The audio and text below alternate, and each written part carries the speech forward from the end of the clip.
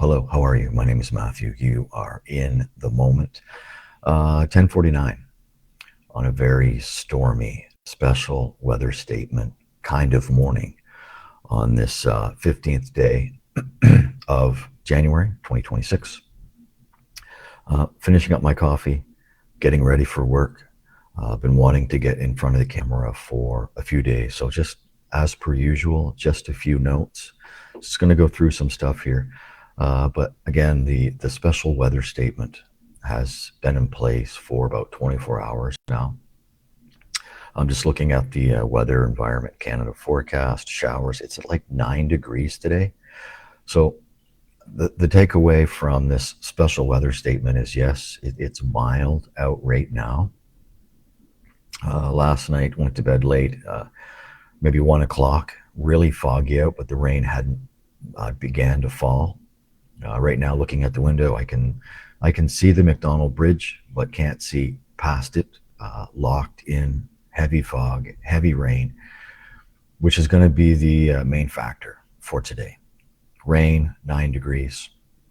But I want you to remember, as we are just before 11 o'clock on Thursday, the low tomorrow night is going to be -7. So the fluctuation in temperature and the swings that it has, 15, 16 degrees, is just, we shake our heads and we're inside four walls. So I know that most of you can't even imagine what it's like being outside experiencing this 24/7, 365. And I'm hoping that the majority of people watching this have never experienced it, and I certainly hope everyone watching never experiences it. It's hell on earth, for sure. Okay, let's roll into the notes. If you're watching this live, I appreciate that. If you're watching this at your leisure, I appreciate that as well. And before I go any further, we just live in, sorry about that. We live in interesting times, and I love the fact that we live in an age where you can just turn on your phone and give your opinion. But a lot of people are almost like putting out a disclaimer at the beginning. What I'm about to say, I may lose a lot of followers by what I'm about to say. I just think that's kind of funny, where people just have all these technical friends, friends that they've never met and will probably never meet. I just find it funny if people are putting out disclaimers. So the reason I jumped on here, again, I do have some notes. I am waiting for a delivery. Okay. So just waiting for a delivery of great importance. So I'll be monitoring that. That's just a message saying that it will be delivered today. They'll give me a text with their ETA. So wonderful. I can concentrate on this. So the last show I did was last week with a fantastic member of the Carleton County area, New Brunswick, Jacksonville area, Aaron Bauma, the owner of the Carleton County Military Museum, the owner of Bauma Woodworks, historian when it comes to the military. If you're in that area, and I'm going to put some links up, I'll share his Facebook pages in the comments of this. Terrific individual, has been on the show multiple times. So if you are traveling through New Brunswick on the Trans-Canada Highway, maybe Google search Bauma Woodworks, the Carleton County Military Museum. It's stepping into a time capsule and obviously going back in time. It's just a hats off to everyone who makes donations towards that. Meant to do a show a couple of nights ago. It marked a pretty significant anniversary. Good morning, Lynn. How are you? This flag behind me. I've talked about this a few times. I think if I had like a special power, if I could bring an inanimate object to life, definitely this flag, and the only ball glove that I've ever owned. Getting a ball glove at Canadian Tire at the age of maybe 7 or 8, maybe, in that area playing house league baseball. Getting sidetracked. Uh, Cole's notes. This flag here, 7 years ago on the 19th, actually, uh, the 13th, within the last couple days, this came up. There was an anniversary. Obviously, when I was living out west, the hockey show came to town. Hockey Day in Canada. They were in Langley, and I went out to the event with Jen, Kaya, and some other friends. With my niece Anna was there, but I went there with the full intention of getting Ron McLean's autograph signature on this flag. So when I got there, I befriended one of the individuals who was traveling with the production team helping set up. His name, I can't think of it right. I think his name was Tom. It's over my shoulder right here. I'm quite sure his name was Tom. His girlfriend and Tom signed it. Tom was signature 400. And as he's signing it, he looks at me and he goes, "Hey, do you want to meet Ron McLean?" Because I asked him, I said, "Can you take the flag and maybe get Ron to sign it?" And he just looked at me and he goes, "Do you want to meet Ron?" I'm like, "Sure." So what you are seeing is the aftermath of a discussion with Tom. And you can see that Ron McLean is signature 401. And in that 7 year span, there has been another 1,000 signatures added to this flag right behind me. And trust me, still plenty of room for more. This in itself is a documentary. There are so many people who had the responsibility of looking after this flag. And there's only one real noticeable mark of damage. Someone set down a wet cup on the flag and the ink ran. But the only reason, it's just part of the story. But the reason it's never really got me bent out of shape, that being the only blemish on it. Some might say some signatures on there would be a blemish. But at the time, this was at a house party in my hometown of Woodstock, New Brunswick, and it was in the care of my one of my dearest friends, DMFK, Dave Keenan. So to this day, no one's ever really taken responsibility for what happened. I have no idea the scenario, the circumstance that went behind it, but it is one of the many, many stories of what has been officially dubbed as the Matt TV Canadian Unity Flag. Canadian Unity Flag is the official name of this here. Truth from the Booth is coming up, a brand new show on Sunday. This evening, when I get home from work, I will be going to work here momentarily. Leave here about 1:30. Definitely taking the bus today. But this evening, when I get home from work about 11 o'clock tonight, I'll be speaking with paranormal investigator Nick Moulet. Nick Moulet is in Glenview, Illinois, just outside Chicago. And the reason that I think this will be his fourth appearance on the show, but the reason I want to have Nick on my show, this is for talk radio. The conversation that I'm having tonight with Nick, you'll be able to hear in its entirety on Sunday, Folked Up Radio, 10 o'clock with a repeat at 6. Those times are Atlantic. But the reason I want to talk to Nick Moulet is because we are having what we strongly believe is some type of paranormal activity in the apartment above us. So I'm just going to leave it at that. But I will add this, and this is something that I want to ask Nick. And maybe if you know someone who is a paranormal investigator, I always appreciate all the input. So if you're watching this live, feel free to leave comments. But the reason we've been in this apartment, when we moved to Halifax, we were here. We've been here for over 4 years.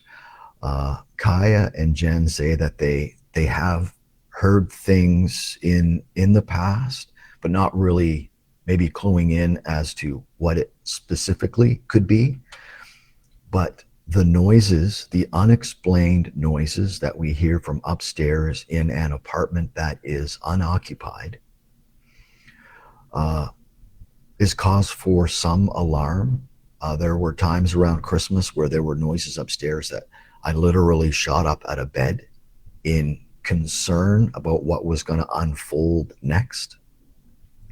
But it seems to have intensified shortly after they started blasting.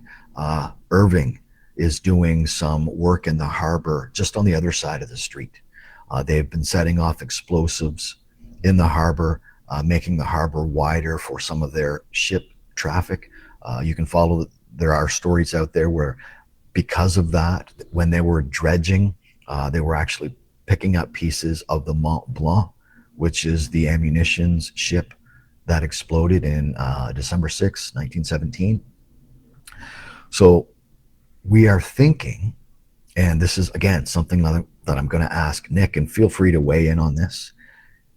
Is it possible, and I'm sure it is it possible for those explosions, those vibrations to stir up spirits who may have been dormant for a while?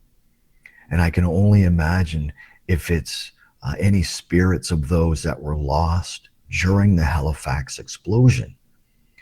Hearing explosions in 2026, obviously time doesn't make any difference to the spirit world. But I got to think that those explosions would be very triggering for those spirits, which may be why there's an increase in activity. I don't know, but that is something that I'm certainly going to find out. And I don't even know how to like segue out of that, but that's going to be my conversation tonight with Nick Moulet, paranormal investigator, writer, director, just an all-around fantastic individual. His name is on the flag. With work back in 2019, had the opportunity to go to Milwaukee, not too far. Tom and Nick made the trek into my area where we were in a hotel. We actually did a show. We did a show with Nick and Tom with this as the backdrop. So looking forward to that conversation, and I look forward to bringing it to your ear canal on Sunday at 10 o'clock on Folk Up Radio with a repeat at 6. I like to do this almost every show. I like to point out other organizations that are just doing amazing things. Right now, beginning of the year, just saw a story on Facebook. Souls Harbor Rescue Mission Nova Scotia has been receiving a lot of donations. So if you're looking to maybe volunteer somewhere, maybe get in touch with soulsharbor.ca, get some information on how you can volunteer some time to help sort out all the donations that are coming in. And for those that are donating, you're a good person. You are a good person. Here we are, we're into winter officially. Winter solstice back on the 21st of December. Someone made a point to me the other day when they were leaving work at 5 o'clock, how wonderful it was to be leaving work at 5 and for it to still be light out. So yes, the days are getting longer. Speaking of long days, there are hundreds and hundreds of people who are having long days, horrible, miserable existences right here in Nova Scotia. And don't take my word for it. You can find out all of those stories on the Facebook page, Helping End Homelessness in Nova Scotia. Some of those stories, that Facebook page should be hashtagged with all the MLAs. There are stories in there of people just needing money for a loaf of bread to feed their kids. Every single story on there is absolutely heartbreaking, and I thank everyone, all the admins, everyone working behind the scenes, everyone making donations, everyone making sure people have food in their fridge, gas in their fuel tank, heaters for their tents, extra this, extra that. It's just, I'm seeing an amazing network of Nova Scotians and Maritimers pulling through, because we see it with our own eyes that the government is just simply not there to help us. We're just in too deep of a hole, and no one's going to toss down a rope to help us out.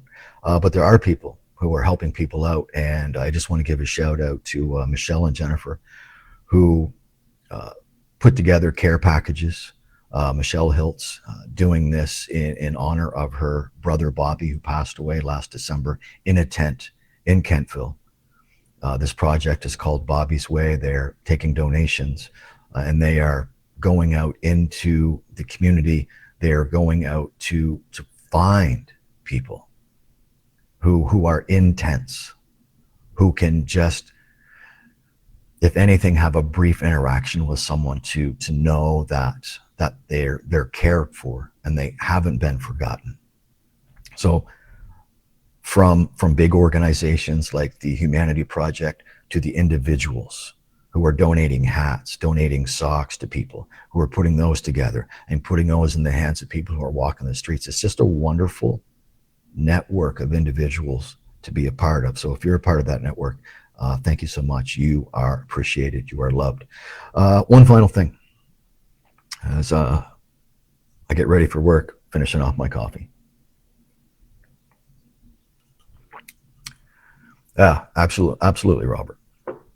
Uh, I don't, uh, I don't typically get political, but some might argue that me advocating for the unhoused is political. I'm just here to shine a light on a dark situation, using my platforms to allow people to come on and tell their stories, whether it's in a live stream or on my radio program. So you can go back and see that I'm not that political of an individual. I'm a very proud Canadian. And what is happening south of the border is concerning. But I'm not going to talk about the dumpster fire that is just south of the border. What I'm going to find interesting, and what will be interesting to see play out, is that the United States of America, within the next couple of years, is going to be hosting some pretty, well, not pretty, they're global events. This summer, you're going to have the FIFA World Cup. And I think it would be wonderful if no one watched, just because of how corrupt that organization is. But I want you to keep in mind the FIFA World Cup has various locations. Vancouver and Toronto is going to host some games. There's 3 venues in Mexico and 11 venues in the United States of America. So I've seen stories, I've read stories, I've seen video, there's certain podcasts that I follow, and I have no doubt that people are, if they haven't already, canceled their tickets or are seriously rethinking entering the United States to watch soccer. It might be safer for some people just to watch it from home. And it's a huge tournament. The first game is on June 11th. The group stage starts on June 11th. The final championship game is July 19th. So we're talking 5 weeks of just absolute madness in 11 states. ICE will probably be working overtime. So if that isn't a complete failure, then we'll move along to the 2028 Summer Games in Los Angeles, California. So we'll see. Let's just try and get through the FIFA World Cup. But I have my reservations what will be left standing of the great United States of America by the time the Olympics roll around. Okay, that's my political rant. Love your thoughts. I don't often give feedback, but this is an open platform. Just, you have to be concerned about what's happening around the world. You have to be. Okay, just after 11 o'clock. Thanks for the live views. Thanks for the back and forth. Be grateful you're inside today. Be grateful you have power. Be grateful you have a roof over your head, a door to lock, some privacy, security, and hopefully some dignity. My name is Matthew, and you are currently caught up in the moment.